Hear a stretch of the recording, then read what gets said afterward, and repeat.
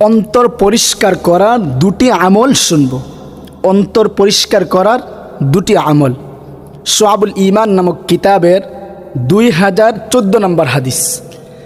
আন ইবনে ওমর রাদিয়াল্লাহু আনহুমা قال হযরত ইবনে ওমর রাদিয়াল্লাহু আনহুমা থেকে বর্ণিত, তিনি বলেন قال রাসূলুল্লাহ সাল্লাল্লাহু আলাইহি ওয়াসাল্লাম, আল্লাহর রাসূল বলেছেন, ইন্না হাদিহিল কুলুবা তাসদাউ কামা ইয়াসদাউল হাদিদু ইযা আসাবাহুল মা, নিশ্চয় এই অন্তরসমূহে মরিচিকা পড়ে, জং ধরে, যেমনই ভাবে লোহার মধ্যে পানি লাগলে লোহায় জং ধরে মরিচিকা পড়ে।